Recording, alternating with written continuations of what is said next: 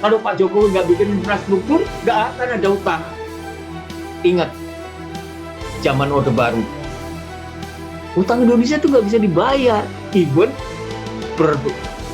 beberapa tahun sebelumnya Indonesia itu terkenal sebagai good boy dalam pengutang itu. Tapi ketika kondisi begitu, maka Indonesia benar-benar tidak mampu bayar.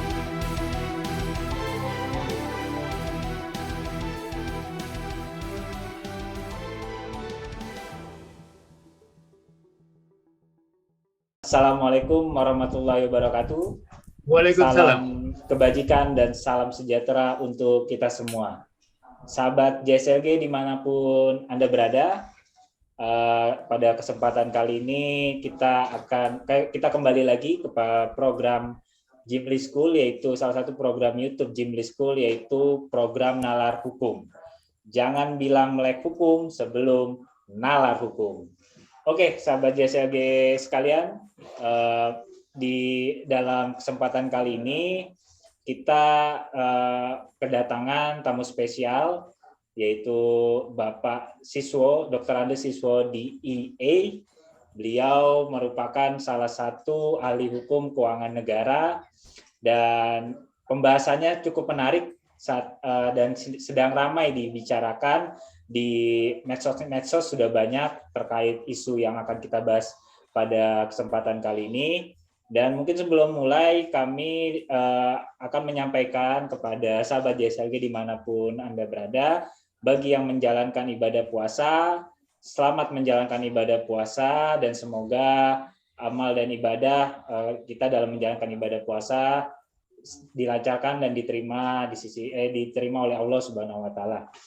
Oke, sahabat JSLG sekalian, langsung saja sebelum kita memulai pembahasan pada kali ini, saya selaku host ingin mengingatkan kepada sahabat JSLG jangan lupa subscribe, like, dan share, dan apabila ada komen baik pro maupun kontra silahkan dikomen di kolom komentar YouTube kita. Karena isu pada kali ini cukup menarik dan cukup ada pro kontra terkait isu yang akan kita bahas pada kali ini. Oke, tanpa panjang-panjang untuk mempersingkat waktu, akan kami kenalkan dulu nih untuk narasumber kita pada kesempatan kali ini, yaitu Bapak Dr. Andes Siswo DEA. Selamat sore Pak Sis. Selamat sore Mas Fikri. Selamat sore Pak Sis. Apa kabar Pak Sis? Sehat Pak? Sehat, alhamdulillah. Mas Fikri sehat kan ya? Iya, di tengah pandemi ini yang penting sehat, sangat mahal ya Pak. Dan mudah-mudahan senantiasa kita selalu diberikan kesehatan ya Pak Sis ya. Alhamdulillah, amin. Oke Pak Sis, untuk tema kita pada kali ini yaitu mengenai utang negara membludak, negara bangkrut, tanda tanya Pak. Nah, nanti negara bangkrutnya kalau nggak ada tanda tanya kan nanti menciptakan polemik nih. Sangkanya nanti temanya utang membludak negara bangkrut, tapi sini ada tanda tanyanya Pak.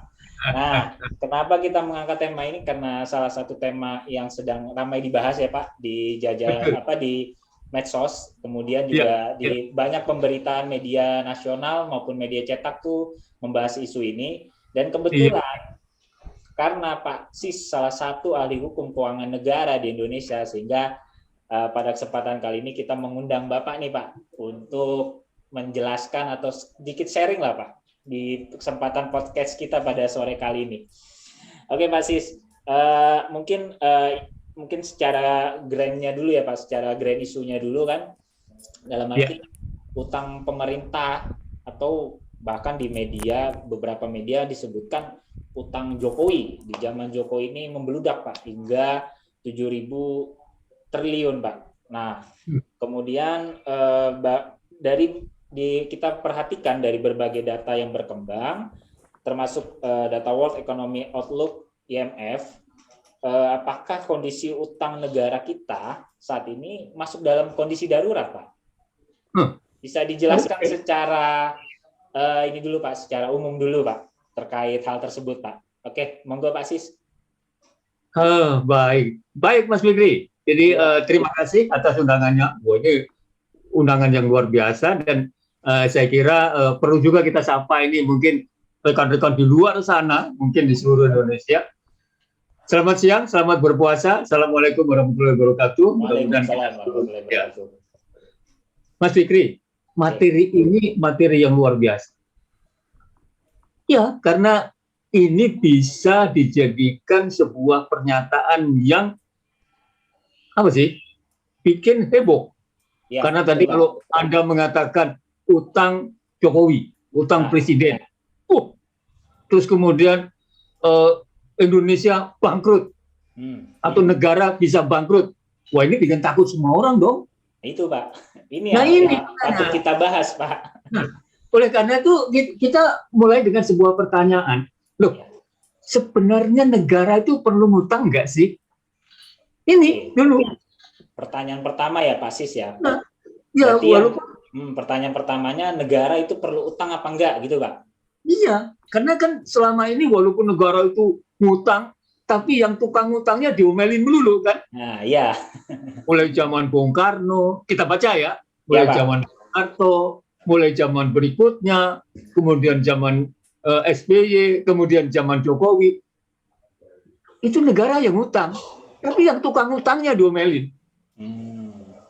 Makanya sekarang kita tanya tuh, perlu nggak sih negara ngutang itu? Nah, betul Pak. Nah, Anda ingat loh, atau kita ingat, kemarin-kemarin itu ada seorang anggota dewan, yang dengan bijaknya menyampaikan pandangan atau wacana kepada negara. Hidup itu jangan lebih besar pasak daripada tiang. Nah, wah itu cerita itu atau nasihat itu pasti nasihat neneknya tuh. Dari turun menurun ya Pak Sis? Iya, turun menurun. Jadi sang anggota dewan yang terhormat itu dia ingat tuh cerita neneknya ketika hidup. Loh, padahal beliau itu hari ini adalah anggota dewan yang terhormat berbicara tentang negara. Harusnya kan kita harus memahami kan, benar nggak sih pengelolaan keuangan negara, rumah tangga negara nih, dengan pengelolaan rumah tangga individu itu sama. Konsepnya, Pak? Ya itu yang kita pahami, iya kan? Jadi jangan kemudian menjelaskan kepada masyarakat bahwa negara itu jangan hidup besar pasak dari tiang. Seperti rumah tangga. Iya, individu. Kita itu harus bisa memahami loh konsep berpikir dengan cara yang berbeda. Kenapa? Kalau kita rumah tangga individu, itu kalau membuat pengeluaran, mengelola rumah tangga, itu dasarnya dompet itu, Mas Fikri. Maksudnya gimana? Kalau duitnya sedikit, usahakan dong pengeluaran sedikit. Kalau duitnya banyak, bisalah kita mengeluarkan agak lebih banyak atau lebih longgar. Jadi artinya apa? Di dalam rumah tangga itu, kata kuncinya adalah dompet. Jadi semua kegiatan itu dasarnya dompet. Kalau dompetnya tidak berisi, dia nggak bisa kemana-mana. Itu rumah tangga pribadi, individu. Sehingga dengan demikian, rumah tangga pribadi itu secara konsep berpikir didasarkan pada dompet. Pada isi dompet, Pak Sis. Banyak atau enggaknya isi dompet. Betul. Berarti itu akan mempengaruhi pengeluaran kita secara umum. Betul. Gitu, Pak. Ya, tapi kalau pertanyaannya, negara begitu enggak? Bisa seperti itu enggak? Nah, ada sebuah cerita nih, seorang presiden datang ke daerah, kemudian masyarakat tuh bilang, Pak Presiden, gimana sih kami nih kok nggak sejahtera, hidup kami kok kayak begini, kami tuh sejahterakan. Presiden kemudian dia buka dompet. Nah, uang kita cuman kayak begini, maka kita nggak bisa berbuat apa-apa. Rakyat marah itu. Loh, kalau begitu seumur-umur kita akan miskin dong. Kalau gitu Bapak turun aja jadi presiden. Biar saya yang jadi presiden, kata rakyat. Kalau bisanya cuma buka dompet. Nah, jadi gimana?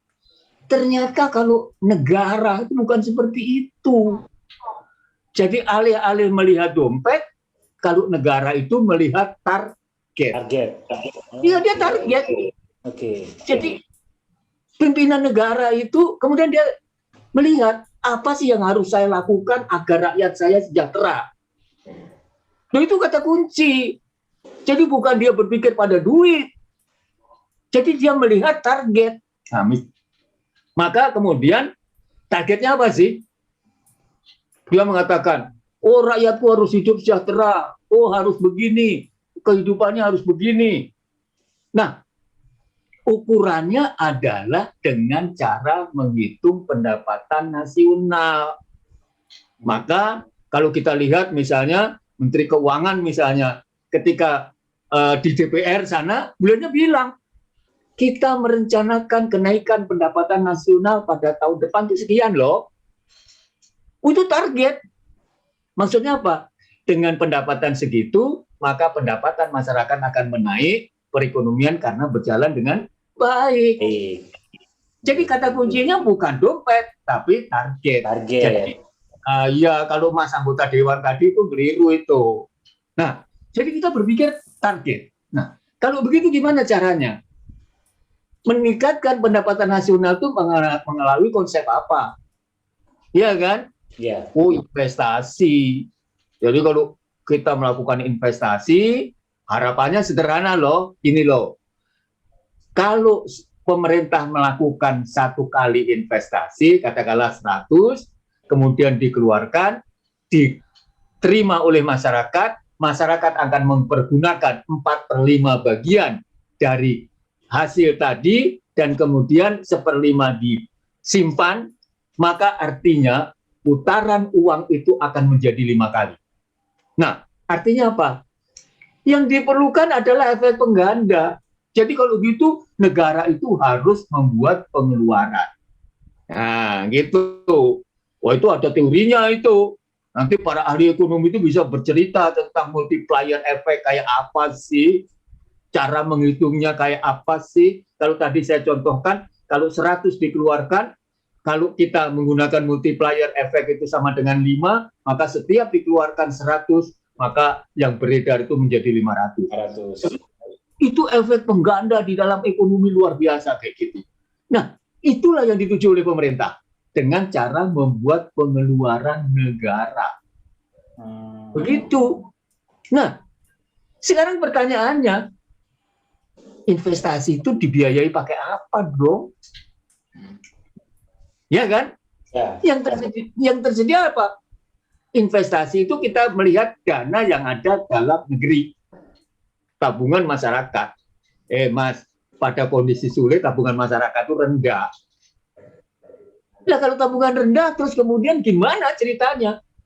Pemerintah bisa melakukan investasi. Maka pemerintah kemudian berpikir, kalau saya melakukan investasi, kalau tabungannya rendah, ya saya naikkan pajak. Maka pajak dinaikkan. Nah, kalau pajak dinaikkan, masyarakat tambah kembang kempis kan? Hidupnya susah, masyarakat dibebani pajak yang lebih tinggi. Nah, cerita zaman kuno, negara itu hanya mengandalkan penerimaan negara berasal dari pajak dan penerimaan negara bukan pajak. Tapi di era modern bukan seperti itu. Kalau kita tidak bisa dapat pajak, kita tidak bisa mendapatkan tabungan yang cukup, nah kita pinjam. Kita pinjam. Maka untuk memenuhi kebutuhan itu dibuatlah sebuah pola.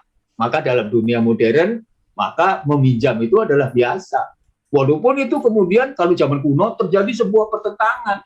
Kenapa menjadi pertentangan? Loh iyalah, orang mengatakan pinjaman nanti akan membebani generasi yang akan datang. Lah iyalah, generasi yang akan datang kan dia sudah menikmati hari ini. Mas, saya bercerita pada suatu saat begini caranya.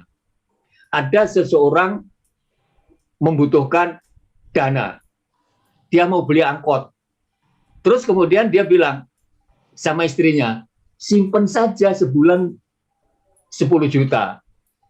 Maka kalau angkot itu 150 juta, ya, sejuta sebulan. Kalau angkot itu harganya 150 juta, setahun dia dapat 12 juta. Artinya apa? Dia mengumpulkan uang 10 tahun lebih. Pas 10 tahun lebih dia ngumpulin duit, dia datang ke showroom angkot, angkot itu harganya jadi 200 lebih. Itu cerita-cerita itu adalah cerita kuno yang tidak masuk akal. Cerita yang modern nggak begitu. Gimana caranya? Anda cukup pakai uang muka, kemudian Anda datang membayar uang muka, katakanlah 3 bulan atau 5 bulan kumpulin duit, dapat 5 juta, kemudian datang ke showroom, kemudian Anda pakai lesor, ya kan? Kemudian kita ngutang. Maka yang ada, angkot itu datang di rumah, hanya dengan 5 juta. Terus, angkot itu sudah cari duit sendiri. Dia menggriding dengan cari duit sendiri. Terus, uang hasil angkot tadi digunakan untuk mengangsur. Sebagian untuk membayar lesor, sebagian untuk membayar bank, sebagian untuk membelikan onderdil. Mas Fikri, itu adalah cara berpikir modern, di mana memasukkan utang sebagai alternatif pembiayaan. Nah, jadi kalau disuruh milih, apakah kita beli angkot 10 tahun yang akan datang, ataukah hari ini?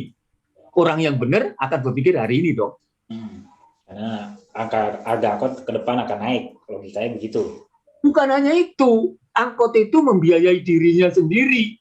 Dan hari ini kita menikmati sebagian nanti. Lebih cepat. Jadi artinya apa? Kita lebih cepat menikmati kesejahteraan dan dengan biaya yang dibiayai oleh angkot itu sendiri antara lain. Nah, itu adalah teknik berpikir tentang bagaimana mengutang ketika itu. Oleh karena itulah kemudian diterima oleh akal bahwa kalau begitu ngutang adalah sebagai sebuah alternatif pembiayaan. Begitu. Oke, Pak Sis. Jadi kalau begitu kemudian kita tadi berpikir negara itu perlu ngutang apa enggak? Sekarang tanya, targetnya mau berapa? Kalau target itu tidak ditutup, tidak bisa ditutup pembiayaannya melalui pendanaan yang kita peroleh sendiri, melalui tabungan ataupun menaikkan pajak, maka pinjaman itu adalah penting sebagai alternatif pembiayaan.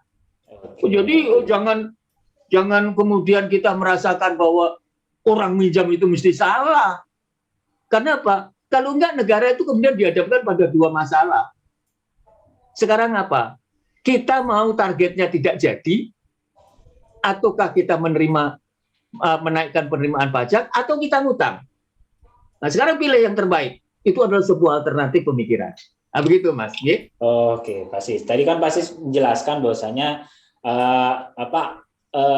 logika yang antara dompet dengan kebutuhan target, sehingga negara ini harus kenapa harus berutang, karena negara punya target, sehingga karena APBN atau dompet yang disebutkan dalam hal ini APBN tidak mencukupi, maka negara harus berhutang.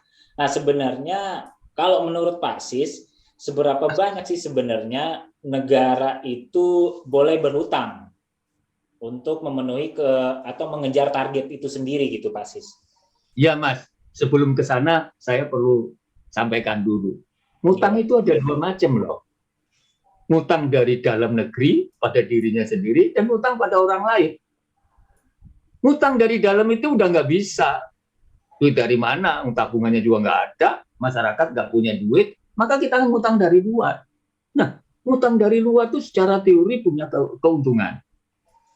Ya, keuntungan yang pertama itu memenuhi barang-barang dalam negeri.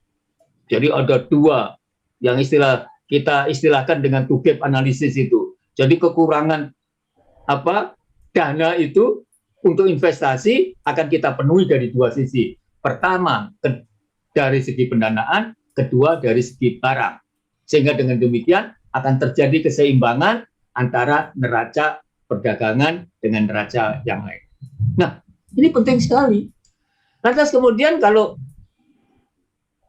tadi saya sampaikan, jadi pertanyaannya, ngutang itu adalah benar. Ngutang itu benar. Kecuali Anda mau miskin terus. Kecuali Anda akan susah terus. Iya kan? Karena kan tadi sudah disampaikan, Ya kalau duitnya cuma segitu-gitu aja, Anda nggak akan pernah mencapai kesejahteraan yang melebihi apa yang seharusnya bisa diraih dengan melalui jalan yang lain tadi. Ya. Jadi sebenarnya di dalam era modern itu alternatif pembiayaan dalam bentuk hutang itu adalah sebuah keniscayaan. Nah, pertanyaannya itu kan Anda kemudian mengatakan seberapa banyak sih negara itu boleh ngutang? Itu kan, betul. Loh, itu kan tergantung, sama dengan pribadi lah, sama dengan orang atau kita lah. Pertama kita melihatnya dari sisi kebutuhan. Kebutuhan kita itu berapa? Ya kan? Untuk apa? Jadi target tadi menjadi kata kunci. Bahwa kalau kita mau ngutang, ya kebutuhan itu kita cek dulu. Tapi harus ingat loh, yang namanya kebutuhan itu pada hakikatnya tidak ada batasannya. Ya kan? Jadi kebutuhan itu sifatnya tidak terbatas. Oleh karena itu, kita punya batasan. Sampai mana sih sebenarnya yang kita butuhkan? Realistis gitu loh, Mas. Yeah? Yang kedua, dari sisi kemampuan membayar. Nah, jadi kalau kita ditanya, berapa sebenarnya kita boleh ngutang? Kita melihat butuh kita berapa, realistis enggak. Yang kedua, kemampuan bayar kita kayak apa. Nah, nanti kita lihat kemampuan bayar itu kayak apa sih, kebutuhan itu kayak apa sih, ya. Nah, jadi kita melihat dari satu sisi dulu, kebutuhan terhadap pendanaan. Tadi kan sudah kita bilang, pemerintah mau investasi, duitnya nggak ada, minjem, udah ambil dari tabungan nggak cukup, berarti produktivitas rendah. Kemudian produktivitas rendah itu menghasilkan apa? Pendapatan masyarakat rendah. Kalau gitu, masyarakat juga nggak akan bisa punya dana. Kalau gitu, pemerintah akan kekurangan dana. Jadi itu dalam bahasa umumnya, bahasa ekonomi yang suka dipahami di kampus-kampus, itulah yang disebut dengan the vicious circle. Jadi lingkaran setan. Bagaimana cara memecahkan lingkaran setan itu? Dalam teorinya itu kayak pelembungan itu loh, Mas. Jadi pelembungan itu yang disebul, yang ditiup, tapi tidak penuh. Jadi kalau kita pengen gede, begitu dipencet, suasananya bagus, tapi sebelahnya kempes. Nah, caranya biar dia bagus melembungnya, ya diinjeksi, disuntik. Nah, suntikan udara inilah yang dikenal dengan injection of fund. Ya, jadi masuknya dana dari luar negeri. Sehingga dengan demikian kita akan melihat berapa. Nah, kemudian kita ukur kebutuhan investasi kita berapa sih, saving kita atau tabungan dalam negerinya berapa sih. Kita masuk ini ke wilayah-wilayah ekonomi yang para ekonomi itu menjelaskan dengan begitu canggihnya di ruangan-ruangan kampus. Iya kan? Nah, tapi ini kita coba berbicara agak sederhana, yaitu ketika kita membutuhkan investasi butuh dana itu dari mana? Iya kan? Nah, ketika investasi membutuhkan barang-barang impor itu butuh duit untuk impor. Sebab kalau tidak ada impor, nggak ada investasi kan. Contoh misalnya kita mau bikin pabrik mobil, ya berarti semua komponen mobil kita impor. Itu butuh duit, ya kan? Sehingga disitulah akan terjadi kesenjangan antara pendanaan untuk impor dan tabungan di satu sisi, dan sisi lain kebutuhan tentang impor dibandingkan dengan hasil ekspor. Nah, inilah yang harus kita tutup dengan adanya pinjaman luar negeri tadi. Sehingga dengan demikian, kalau ditanya berapa sih yang kita butuhkan, ya Anda mau impor berapa? Untuk membuat investasi di Indonesia itu menjadi berkembang, Anda membutuhkan uang berapa supaya investasi ini bisa sesuai dengan tujuan, targetnya. Nah, dua hal inilah yang menjadi kata kunci untuk bisa menjelaskan berapa. Oke. Ya, tetapi itu kan satu sisi. Sisi demand, sisi kebutuhan. Nah, sisi lainnya adalah, sebagaimana tadi saya sampaikan, kemampuan kita membayar. Mas, kemampuan membayar itu atau yang kita kenal dengan debt service ratio.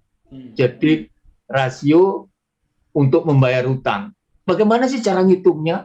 Wow, para ahli di sono sangat canggih itu.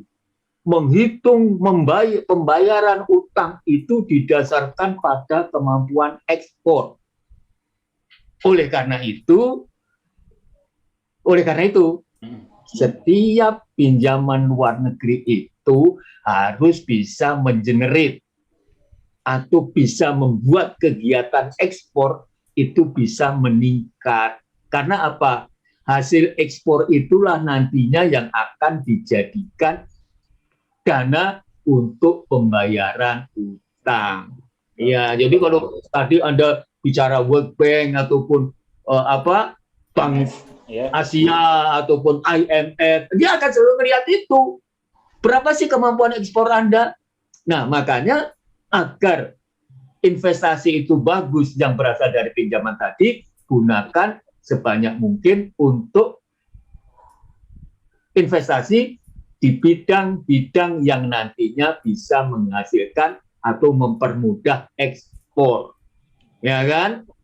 Sehingga dengan demikian ekspornya itu akan meningkat, sehingga kemampuan untuk membayar hutang itu akan bisa terkendali dengan baik. Nah, jadi kita lihatnya dua sisi, berapa kebutuhannya, bagaimana kemampuannya, dan kemampuan itu bisa kita lihat. Ini pola pikir yang sangat sederhana, walaupun nanti orang kan bilang, gampang aja ada ngomong, loh ya mas teorinya seperti itu, prakteknya ayo kita cari, ya kan? Maka nanti kita uji, apakah selama ini dilakukan apa enggak? Jangan keluar-keluar aja, kita melakukan begini, tapi tidak dilakukan. Ya? Oke. Oke, Pak Sis. Tadi Pak Sis sudah banyak menjelaskan terkait kaitan utang dengan kebutuhan negara kita, kemudian ada benang merahnya juga ke ekspor dan impor, kemudian dengan kebutuhan apa yang dibutuhkan oleh negara kita juga. Nah, kalau menurut Pak Sis, bagaimana sih Pak jadi pengutang yang baik lah ya dalam konteks bernegara? Bagaimana caranya jadi berutang yang baik atau jadi pengutang yang baik mungkin ya Pak ya? Yang mungkin yang tadi Bapak bilang untuk kebutuhan target atau untuk kebutuhan apa misalkan gitu Pak. Mungkin bisa dijelaskan Pak Sis? Iya, baik. Tapi sebelumnya saya akan sampaikan gini loh. Terkait dengan masalah kemampuan membayar utang. Itu banyak sekali loh orang yang sampai hari ini itu tanda kutip kalau saya boleh ngomong, terprovokasi. Mereka selalu bilang gini, utang kita sekian ribu triliun, maka aset kita akan disita oleh negara A, B, C, D. Mas, Mbak Yu, mereka itu menganggap bahwa yang ngutangi Indonesia itu sama dengan kalau dia ngutang sama tetangganya. Maka asetnya akan diambili. Kenapa? Mereka menggunakan logika rumah tangga. Gitu loh, Mas. Loh, kita tidak bisa menggunakan pemikiran kayak gitu. Kenapa sih? Karena yang disebut dengan utang luar negeri itu kita kenal dengan istilah sovereign loan. Jadi selama sebuah negara itu berdaulat, ada saja orang yang akan mengasih pinjaman. Tapi artinya apa? Kita bukannya kemudian seenaknya, sehingga kita akan ngemplang, kita tidak akan mampu membayar. Tapi kalau kemudian kita negara itu bangkrut, Argentina pernah bangkrut, Yunani mau bangkrut. Mas, Indonesia itu pernah. Ingat, zaman Orde Baru. Utang Indonesia itu nggak bisa dibayar. Even beberapa tahun sebelumnya Indonesia itu terkenal sebagai good boy dalam pengutang itu. Tapi ketika kondisi begitu, maka Indonesia benar-benar tidak mampu bayar. Apa yang terjadi? Maka negara-negara itu berkumpul sedemikian rupa, negara-negara tukang memberi utang itu, mereka memberikan jalan keluar.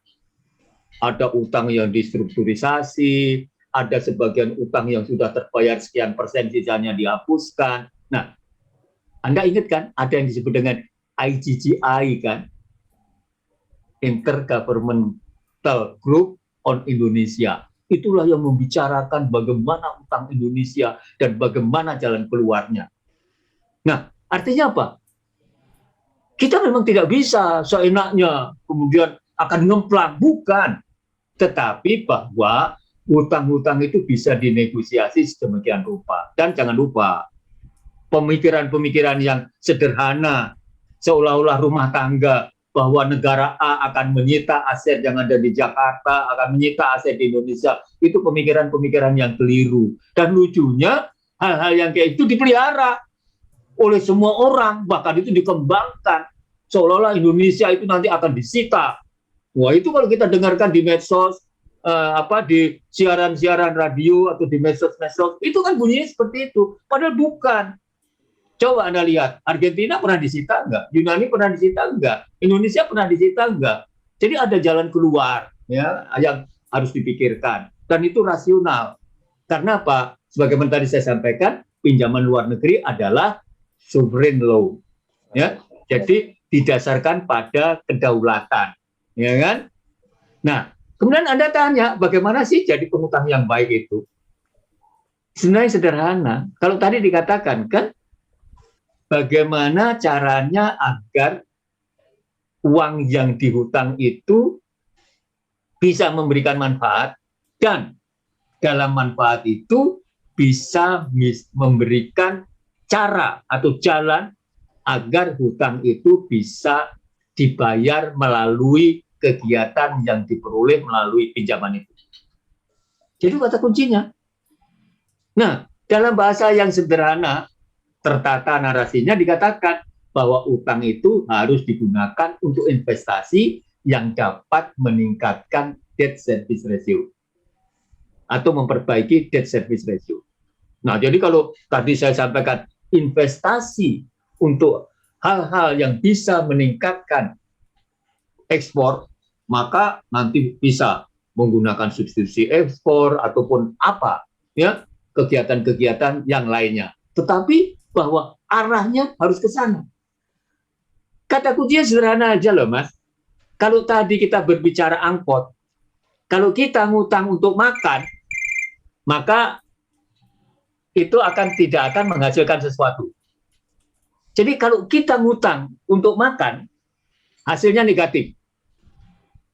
Yang benar, ngutang untuk sebuah kegiatan yang menghasilkan uang, yang hasil uangnya nanti bisa digunakan untuk membayar utang. Itu bahasa sederhananya. Ya kan? Jadi kata kuncinya, jangan sampai ngutang untuk kebutuhan konsumtif. Ya kan? Jadi kalau gitu gimana? Sederhananya gini, kita kan mempunyai tata kelola di dalam keuangan itu ada jangka pendek, jangka panjang. Nah, utang-utang jangka pendek yaitu akan digunakan untuk membayar kebutuhan-kebutuhan yang jangka pendek. Tetapi untuk jangka panjang, kegiatan jangka panjang, jangan sampai dipinjamkan uang untuk jangka pendek. Jadi kalau misalnya kita mau bangun jalan, ya kan? Jalan itu akan dibangun 5 tahun, ya kan? Dan dia akan kira-kira bisa mengembalikan uangnya dalam tempo 20-30 tahun. Ya cari pinjaman yang 20-30 tahun dong. Jadi kata kuncinya untuk bisa ngutang yang baik, jadi pengutang yang baik adalah harus digunakan untuk tujuan yang bisa menghasilkan. Yang kedua, kita harus ingat, pinjaman jangka pendek hanya boleh digunakan untuk kebutuhan jangka pendek, dan pinjaman jangka panjang digunakan untuk investasi jangka panjang yang nantinya akan bisa menghasilkan uang.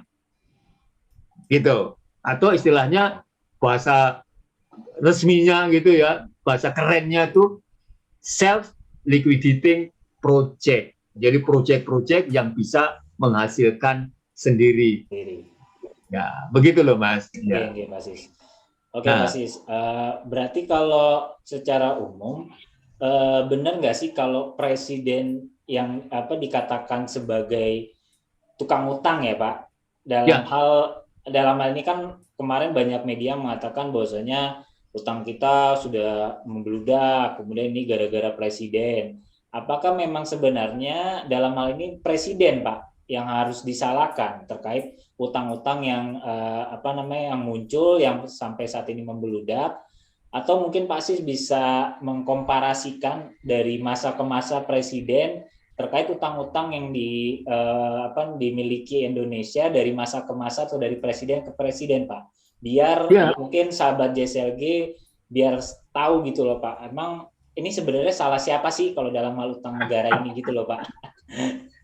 Iya, Mas. Tapi ada harus yang saya sampaikan tadi. Jadi kalau kita berbicara tentang kemampuan bayar tadi, kita ingat itu bahwa ternyata menurut kenyataan investasi jangka panjang itu ternyata tidak segera menghasilkan pendapatan. Contoh misalnya investasi jangka panjang itu apa sih? Orang kan ribut soal infrastruktur yang dibangun hari ini. Kita tidak perlu makan infrastruktur, kita tidak perlu makan jalan dan jembatan. Mas, Mbak Yu, justru jalan dan jembatan itu yang akan mendekatkan makanan ke tempat Anda, kan? Iya kan?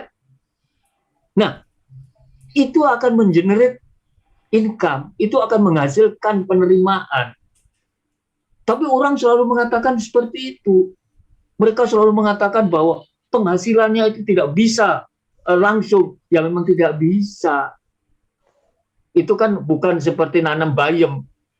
Iya kan? Nanam bayam, besok keluar bayam, kemudian dimasak. Bukan seperti itu. Jadi untuk investasi jangka panjang, itu makanya swasta itu tidak mau, dan itu harus dilakukan oleh pemerintah. Pertama karena biayanya besar, dan kemudian dia tidak mengenerate income dengan cepat. Nah, ini adalah menjadi tanggung jawab pemerintah. Ini yang harus kita pahami betul. Kemudian pertanyaan Anda itu menggelitik sekali itu. Dan di sana-sana, itu justru dikatakan hari ini, presiden itu dipojokin, dibandingkan presiden A, utangnya sekian. Ini baru sekarang, utangnya sekian. Jumlahnya sekian. Sekarang pertanyaan Anda itu, benar nggak presiden itu boleh disalahkan? Atau memang presiden yang tukang utang? Mas, Mbak Yu, itu yang harus kita pahami. Kita harus melihat konsep hubungan antara rakyat dengan pemerintah. Pemerintah itu siapa sih? Ini yang nggak pernah diurai di luar sana. Pemerintah itu siapa? Ya kan? Kalau kita bercanda-canda, pemerintah itu kan eksekutif. Eksekutif itu kan cuma pelaksana doang. Dia melaksanakan. Iya, melaksanakan apa? Melaksanakan kehendak rakyat. Iya kan? Oleh karena itu kalau kita lihat, kehendak rakyat itu di mana? Kalau zaman dulu kita bisa melihat. Ya kan? Ada yang repelita, ada segala macam. Ya kan? Tetapi dari ujung yang panjang, pembangunan jangka panjang, pembangunan 5 tahun, pembangunan tahunan. Pembangunan tahunan itulah kehendak rakyat. Pembangunan tahunan itu, yang dimensinya tahunan itulah yang dikenal dengan anggaran pendapatan dan belanja negara. Jadi, Mas Mbak Yu, supaya dipahami, jangan anggota dewan juga teriak, presiden tukang utang. Iya kan? Kan rakyat yang ngomong bahwa rakyat itu minta. Kenapa? Kita lihat yang dituangkan dalam anggaran itu apa? Iya kan? Maka anggaran itu kita coba urai. Bisa dilihat dari dua sisi. Pertama, anggaran itu bisa dilihat dari segi ekonomi. Dari segi ekonomi apa? Anggaran adalah alat pemerintah. Wah, udah klasik itu. Ini nggak pernah dibahas itu. Orang tidak peduli itu apakah dengan anggaran itu orang bagi duit, pemerintah bagi duit kemana-mana, membagi kegiatan, masyarakat menjadi sejahtera. Orang udah nggak peduli itu. Tapi yang selalu dipertanyakan adalah dari segi politisnya. Padahal kalau dari segi ekonomi tadi, kita melihatnya gimana sih? Begini loh cara ngelihatnya. Anggaran itu apa sih? Anggaran itu kan sebuah kehendak, sebuah keinginan, sebuah rencana kerja yang dituangkan dalam bentuk uang. Nah, isinya apa? Keinginan masyarakat. Padahal keinginan tidak terbatas, duitnya terbatas. Oleh karena itu diperlukan adanya sebuah prioritas. Nah, sekarang kalau pemerintah bersama masyarakat setuju, kita naikkan prioritasnya, kita naikkan kegiatannya. Loh, padahal duitnya nggak ada. Terus pemerintah maunya ngapain? Bisa nggak dia melaksanakan? Butuhnya 500, pajak diterima 250, PNBP diterima 150, cuma 400. Yang 100 dari mana? Ngutang lah. Iya kan? Seperti yang tadi saya sampaikan, kalau nggak mau ngutang, ya sudah turunkan targetnya. Ini enggak kan? Nah, di samping itu, ketika kita berbicara defisit, surplus, atau balance dalam anggaran negara, itu kalau secara ekonomi, ya udahlah, itu kita lupakan, nanti diketawain sama ahli ekonomi. Oh, Anda itu berteori. Nah, gitu kan? Udah kita lupakan. Tapi yang perlu saya sampaikan adalah, ketika APBN diketok palunya, kebutuhannya 500, uang yang tersedia cuma 400, yang 100 dari mana? Itu para ekonom juga harus berbicara dong. Jangan teriak di luar sana, ngutang melulu, ngutang melulu. Indonesia sudah sifatnya apa? Darurat. Sudah jumlahnya nggak karu-karuan besarannya. Bukan begitu cara ngelihat. Mas, sekarang kita lihat dari segi politis itu apa sih sebenarnya yang disebut dengan anggaran itu? Anggaran itu adalah sebuah kesepakatan. Kesepakatan antara siapa? Antara legislatif dengan pemerintah. Kalau legislatif itu mewakili rakyat, presiden itu mewakili pemerintah. Mereka bersepakat. Bersepakat untuk apa? Melakukan sebuah kegiatan pada sebuah periode mendatang. Jadi kalau gitu, rencana kerjanya disusun rakyat, yang kemarin dibuatkan awalnya oleh pemerintah disetujui, pendanaannya dibicarakan. Nah kalau gitu, presiden ngapain? Presiden itu melaksanakan. Oleh karena itu, jangan salah loh. Orang kan selalu menuduh eksekutif, presiden. Ini loh, ahli hukum keuangan negara di Perancis itu bilang, ini cerita dari zaman kuno nih. Mereka mengatakan, mais si l'État doit assumer que ses activités. Jadi, kalau seandainya pemerintah itu harus bertanggung jawab terhadap kegiatan, artinya kegiatan yang ada di dalam APBN tadi, sebenarnya masalahnya, le problème n'est pas pour lui. Masalahnya itu sebenarnya bukan hanya ada pada dirinya, tetapi ada pada apa yang seharusnya dia lakukan. Jadi gitu. Jadi bukan untuk kepentingan dia sendiri, tapi dia bertanggung jawab terhadap apa yang seharusnya dilakukan sesuai dengan kehendak rakyat. Jadi kalau saya kutip secara jelas narasi itu bunyinya gini. Mais si l'État doit assumer que ses activités, le problème n'est pas pour lui. Jadi masalahnya itu nggak di dia, kompul individu. Seperti misalnya kalau kita sendiri, kalau kita mau melakukan kegiatan, masalahnya ada di kita. Yaitu hanya mencari apa yang sebaiknya kita lakukan. Tapi kalau pemerintah itu enggak. Tetapi apa yang harus dilakukan. Jadi presiden itu melaksanakan apa yang harus dilakukan. Enggak ada keinginan presiden. Karena begitu ketok palu, dia tanggung jawab. Melakukan apa yang ada di situ. Ya kan? Jadi kegiatan-kegiatannya adalah bahwa kegiatan tersebut pada hakikatnya bukanlah untuk kepentingan negara secara sendiri, tetapi pada hakikatnya adalah untuk kepentingan rakyat. Nah, mengenai pemilihan apa yang dapat dilakukan, itu adalah bersama-sama. Jadi jangan kemudian disampaikan, oh ini pemerintah seperti ini, pemerintah seperti itu. Jadi bukan apa yang harus dilakukan, tapi apa yang dapat dilakukan. Gitu loh ya. Jadi hati-hati di sini. Ya. Oleh karena itu, pengelolaan keuangan negara itu didominasi oleh legitimasi terhadap kegiatan pemerintah. Gitu. Jadi pemerintah itu melaksanakan kegiatan itu mendapatkan legitimasi dari lembaga legislatif.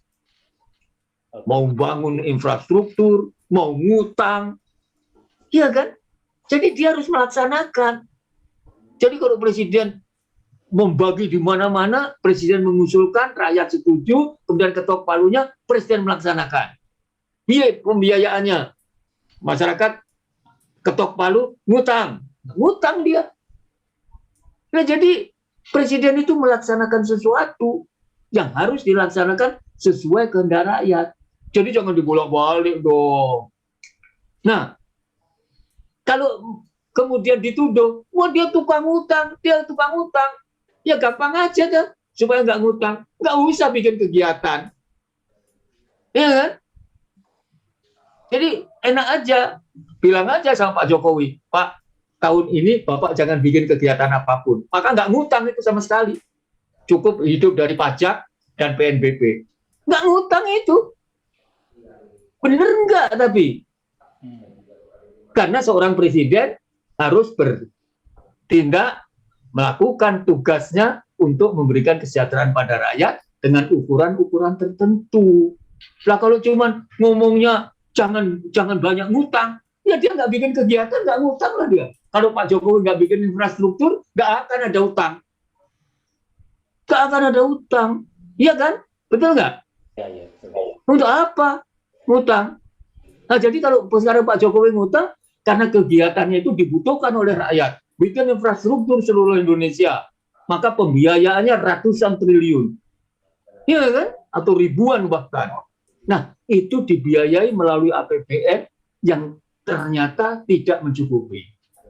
Maka jalan satu-satunya ditutupi dengan cara ngutang. Atau kemudian orang mengatakan, loh nanti generasi mendatang akan dibebani. Mas, generasi mendatang itu hari ini dia sudah menikmati. Dia besok juga menikmati, maka kita sharing dong, jangan enak saja kan, ya perkara bagaimana cara membaginya itu memang nanti bisa kita.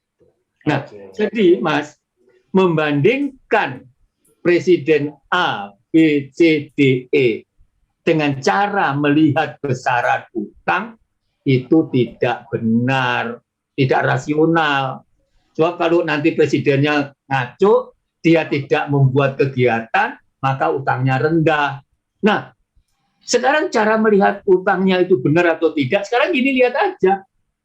Ketika utang itu besar, kegiatan itu ada, pertanyaan, memberikan manfaat kepada masyarakat enggak? Kalau ternyata hasil utang itu mangkrak semua, maka pinjaman itu walaupun sedikit itu jelek. Tapi walaupun utangnya itu besar, kalau berhasil dan kemudian digunakan oleh masyarakat, maka hasil itu akan baik. Jadi kalau kita membuat perbandingan yang rasional dong, harus apple to apple, jangan hanya besarannya, tetapi juga melihat bagaimana itu digunakan, dan juga kita harus melihat bagaimana hasilnya. Begitu, gitu. Jadi siapa sih? Ini banyak banget ya Pak Sis ya, udah Bapak jelaskan. Sangat menarik nih Pak, bahwasanya memang nggak harus presiden mulu yang disalahkan, tapi di sini ada peran pemerintah, ada peran legislatif juga, gitu ya Pak. Dalam hal menyesuaikan dengan kebutuhan anggaran dan sesuai dengan kesepakatan anggaran yang telah diketok palu, kan gitu ya Pak. Nah, makanya yang aneh di Indonesia ini, semua orang jadi awam. Ya. Artinya awam apa? Mereka seolah-olah tidak memahami konsep. Bayangkan aja, para anggota dewan yang terhormat berteriak, pemerintah melakukan utang, dia marah. Loh, yang ketok palunya ngutang kan dia. Ya kan? Yang menyetujui kegiatan dia. Kemudian dia bercerita di mana-mana. Belum lagi para ahli di luar sana. Dia membuatkan analisis sepotong-sepotong. Harusnya dijelaskan betul bagaimana duduk perkaranya, bagaimana hubungannya, bagaimana cara membandingkan. Kita harus memberikan edukasi dong. Makanya kalau Anda sekarang membuka nalar hukum, nah kita lihat dari hukum keuangan negara, nalarnya itu nyampe enggak mereka-mereka itu? Iya kan? Ya, Pak. Jadi pemerintah itu siapa? Presiden itu siapa? Kenapa dia melakukan itu? Itu harus didudukkan perkaranya. Jadi jangan sembarangan, tidak bernalar itu menurut saya. Oke, oke.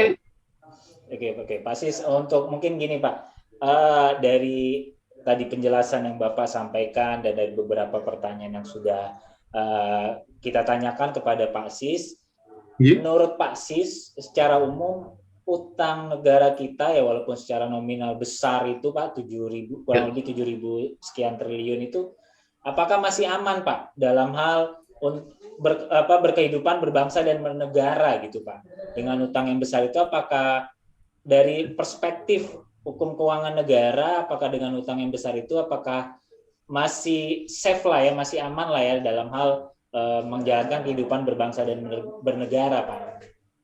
Jadi gini, kita tadi saya sampaikan ada sebuah ukuran ya. Jadi tapi itu sangat normatif.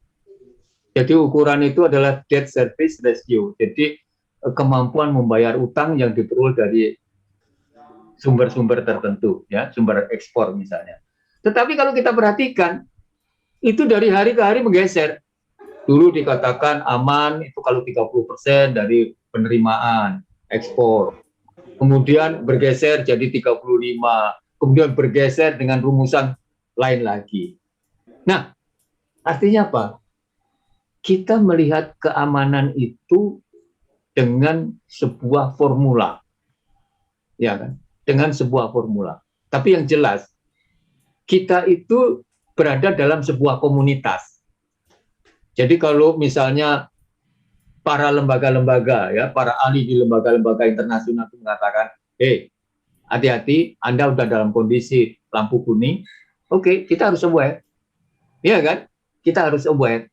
Harus kita ikuti, jangan sampai kita terperosok. Tetapi kalau kita menggunakan ukuran-ukuran yang tadi saya sampaikan, ukuran itu terlalu normatif dan itu hampir setiap saat bergeser sehingga orang akhirnya bingung sendiri. Tetapi formulanya itu sebenarnya ada, ya kan? Oleh karena itu kalau Anda tanya, ada nggak sih sebenarnya ukurannya? Ada. Nah, jalan yang paling gampang, mereka-mereka yang ada di luar, lembaga-lembaga internasional, lembaga-lembaga keuangan internasional seperti Bank Dunia, IMF, ataupun IBRD di bawahnya itu, mereka punya ukuran, ya kan? Mereka bisa menjelaskan kepada kita lampu merahnya di mana, lampu kuningnya di mana, dan jalan apa yang harus kita tempuh. Itu kita harus konsult dari hari ke hari pada mereka. Okay? Nah, kalau kita menggunakan ukuran-ukuran kita, nanti kita akan selalu berdebat karena kunci-kuncinya itu semua orang punya sendiri-sendiri dan semua orang mengatakan ini loh yang benar, ini loh yang benar, padahal dia baru baca kemarin. Gitu kan? Oleh karena itu kita ikutin, mereka itu adalah tanda kutip lembaga-lembaga pengawas dunia atau lembaga-lembaga pengawas internasional yang bisa memberikan konsultasi kepada kita mana sih kata kunci yang aman, mana yang. Tapi kita tidak boleh dong kemudian mencurigai. Jangan ikut, mereka adalah pemberi pinjaman, mereka adalah yang kemudian akan menyesatkan kita. Nah itu kalau kita sudah nggak percaya lagi pada orang, ya sudah rumit kan? Begitu.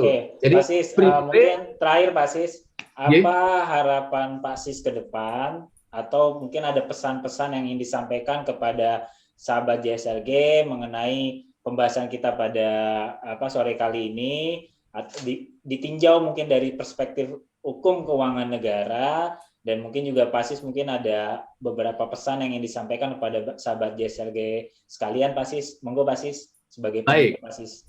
Jadi saya selalu menekankan ketika kita diskusi, hukum keuangan negara adalah merupakan akibat hubungan eksekutif dan legislatif, ya kan? Jadi dalam melihat bagaimana perkembangan perjalanan sebuah negara atau pemerintahan itu, kita tidak bisa dong menyalahkan satu aktor sendiri, ya kan? Jadi presiden disalahkan itu nggak bisa, ya? Karena hukum keuangan negara merupakan akibat dari hubungan eksekutif dan legislatif, maka hubungan eksekutif dan legislatif yang merupakan satu kesatuan harus dianalisis dengan benar, ya kan? Jadi apa yang dilakukan presiden itu pada hakikatnya adalah melaksanakan kewajiban atas perintah dan amanat atau mandat dari rakyat. Itu di satu sisi. Kemudian di sisi lain ketika kita berbicara pinjaman negara itu, ibu bapak atau sahabat-sahabat sekalian itu jangan menempatkan diri seolah-olah kita itu menganalisa rumah tangga individu, tapi gunakanlah dimensi yang luas, yaitu bahwa kita berada dalam konteks kenegaraan. Sehingga dengan demikian berbagai analisis dasarnya itu. Jangan kemudian ada yang mengatakan misalnya nanti kalau utang kita terlalu banyak maka aset kita disita, Senayan disita, kemudian kota disita. Nah, itu memangnya IMF itu debt collector.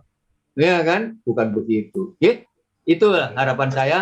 Mari kita berpikir dengan benar, kita berpijak dengan cara-cara yang benar dan bersikap dengan benar. Oleh karena itu, inilah yang disebut kita bernalar. Ya kan? Karena nalar hukum, maka kita akan menelusuri dari sisi hukum dengan cara yang benar. Begitu, nggih? Oke. Terima kasih banyak Pak Sis, sangat bagus penjelasannya dan sangat bermanfaat untuk kita semua ya terkait pembahasan kita pada sore kali ini. Oke, sahabat JSLG sekalian dimanapun Anda berada, tadi sudah dipaparkan dengan sangat komprehensif dari Pak Siswo terkait dengan pembahasan kita yaitu mengenai utang negara yang sudah membeludak dan apakah negara akan bangkrut ya secara umum seperti itu yang kita bahas pada sore kali ini. Dan tadi sudah dibedah secara komprehensif dari sudut pandang hukum keuangan negara oleh narasumber kita yaitu Bapak Dr. Ade Siswo DEA, dan semoga apa yang telah kita bahas pada sore kali ini dapat bermanfaat bagi kita semua dan sesuai dengan program kita yaitu Nalar Hukum. Sahabat JSLG sekalian juga dapat menyerapnya dengan menggunakan nalar hukum ya Pak Sis ya. Dengan menggunakan nalar hukum tidak menelan secara mentah-mentah aja gitu loh terkait dengan isu atau media pemberitaan media yang berkembang. Oke, sahabat JSLG sekalian, jangan lupa dalam konten nalar hukum kita ini di-subscribe, di-like, kemudian kalau ada yang ingin komen baik pro maupun kontra, silakan untuk komen di kolom komentar pada konten kita pada sore kali ini. Pasti sekali lagi kami ucapkan banyak terima kasih atas waktu dan ilmu yang sangat bermanfaat sekali untuk kita semua dan semoga sahabat JSLG semuanya bisa tercerahkan Pak dengan penjelasan oleh Pak Sis ini. Mungkin demikian Pak untuk pembahasan kita pada sore kali ini. Semoga kita ke depan bisa kolaborasi lagi ya Pak ya dengan pembahasan yang berbeda dengan isu-isu yang berbeda. Mungkin ke depan mudah-mudahan kita bisa berkolaborasi lagi ya Pak Sis ya. Baik. Terima kasih. Terima kasih banyak Pak Sis. Sehat-sehat Pak Sis. Terima kasih atas waktunya. Demikian, wabillahi taufiq wal hidayah. Wassalamualaikum warahmatullahi wabarakatuh. Selamat sore Pak Sis dan selamat menunaikan ibadah puasa Pak Sis. Terima kasih. Oke Pak Sis.